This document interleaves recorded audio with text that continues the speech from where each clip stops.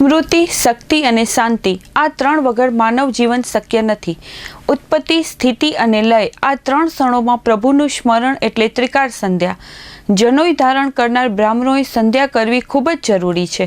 ત્યારે યુવાનો અને બાળકોમાં ત્રિકાળ સંધ્યા બાબતે જાગૃતિ આવે તે માટે ભુજ તાલુકા સમસ્ત બ્રહ્મ સમાજ યુવા પાંખ દ્વારા ભુજ ખાતે ત્રિકાળ સંધ્યા શીખવવા માટે ખાસ શિબિરનું આયોજન હાથ ધરવામાં આવેલ છે.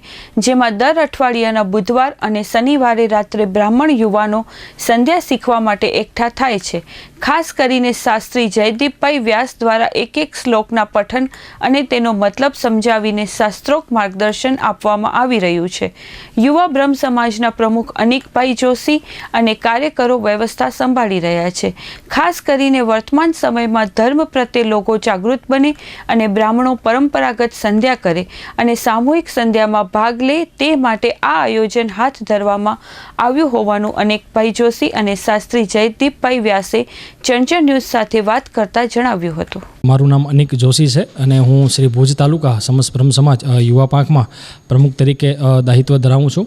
અને આજરોજ ભુજ તાલુકાની અંદર અમારું બ્રહ્મ સમાજનું છાત્રાલય અહીંયા અત્રે આવેલું છે, જેની અંદર બ્રહ્મ સમાજના કુલ મળીને 25 શિક્ષાર્થીઓ સંધ્યા શીખી રહ્યા છે.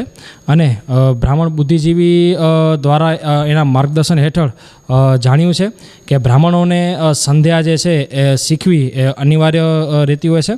અને જનોઈ ધારી જેટલા પણ બ્રાહ્મણો જે છે એને સંધ્યા જે છે એ ફરજિયાત શીખવી જોઈએ, એના કર્મની અંદર ઉતારવી જોઈએ. જેવી રીતે સવારે આપણે ઘરની બહાર નીકળતા હોઈએ છીએ, ચા નાસ્તો એ પણ એક રૂટિનનો હવે ભાગ બની ગયો છે. એવી જ રીતે સંધ્યા જે છે એ પણ બ્રાહ્મણનું એક રૂટિન કાર્ય જ છે. અને અત્રે માત્ર ને માત્ર ભુજ શહેરના જ લોકોની કુલ મળીને ભુજના આસપાસના વિસ્તારોમાંથી પણ અત્રે સંધ્યા શીખવા માટે લોકો આવી રહ્યા છે. જેમ કે ઝીકડી ગામ છે, અંજાર છે, માધાપર છે, માનકુવા છે, એવા અલગ અલગ વિસ્તારોમાંથી પણ બ્રાહ્મણોના છોકરાઓ અત્રે અહીંયા સંધ્યા શીખવા માટે આવી રહ્યા છે. અને આ અમારું જે છે 5મું સત્ર સંધ્યા શીખવાનું છે. અને બુધવારે અને શનિવારે રાત્રે 9 થી 10 અત્રે અહીંયા બ્રહ્મ સમાજ છાત્રાલય સંધ્યા શીખવાનું કાર્ય ચાલુ છે. બ્રહ્મ સમાજ યુવા પાંખની ધર્મ પ્રચાર સમિતિ દ્વારા આ સંપૂર્ણ સંધ્યા શીખવાનું આયોજન જે છે શીખાડી રહ્યા છે.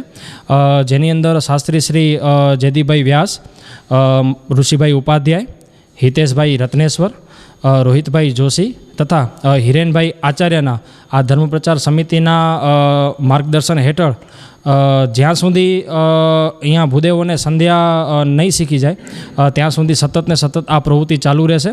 અને હજુ પણ બ્રહ્મ સમાજના જેટલા પણ ભાઈઓ સંધ્યા શીખવા માટે તૈયાર હોય તો બ્રહ્મ સમાજ યુવા પાંખની ધર્મ પ્રચાર સમિતિ એમને સંધ્યા શીખવાડવા માટે તૈયાર છે.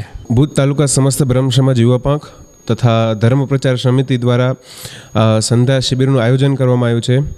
જેની અંદર જે દ્વિજ બ્રાહ્મણ છે, એમ કે જેટલે કે જે જનોઈધારી બ્રાહ્મણ છે એમને સંધ્યા શીખાડવાનું અહીંયા કને અત્રે શીખાડવામાં આવે છે. તથા સંધ્યાનું શું મહત્ત્વ રહેલું છે બ્રાહ્મણના જીવનની અંદર, સંધ્યા કરવાથી શું પુણ્ય મળે એ બધું જ અત્રે અહીં શીખાડવામાં આવે છે. તથા સંધ્યા કેટલા પ્રકારની હોય, કેટલા કાલની હોય એ પણ બધું જ અહીં અત્રે શીખાડવામાં આવે છે. શાસ્ત્રોની અંદર એક શ્લોક બતાવવામાં આવેલું છે કે સંધ્યા સ્નાનમ જપશ્ચૈવ દેવતા નાંચ પૂજનમ વૈશ્વદેવમ તથા તિથ્યમ ષટકર્માણી દિને દિને. બ્રાહ્મણોએ 6 કર્મ નિત્ય અને નિત્ય કરવા જોઈએ દરરોજના દિવસે. અને એનામાંથી એક કર્મ આવે છે સંધ્યા કર્મ. સંધ્યા કર્મ બ્રાહ્મણોને દરરોજ કરવું જોઈએ.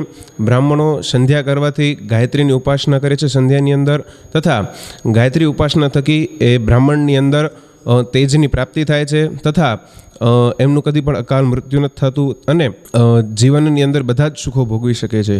ધર્મ પ્રચાર સમિતિ દ્વારા તથા ભુજ તાલુકા યુવા પાંખ દ્વારા ધર્મમય કાર્યો તો સદૈવને માટે થતા જ રહેશે. અને જેવી રીતે ભુજ તાલુકા બ્રહ્મ સમાજ તથા મેઇન બોડી જિલ્લા લેવલે જે રહેલી છે એ જેવી રીતે આદેશ કરશે, જેવી રીતે આજ્ઞા કરશે એવી રીતે ધર્મ પ્રચાર સમિતિ આગામી દિવસોની અંદર અનેક પ્રકારના ધર્મમય કાર્યો કરતા રહેશે.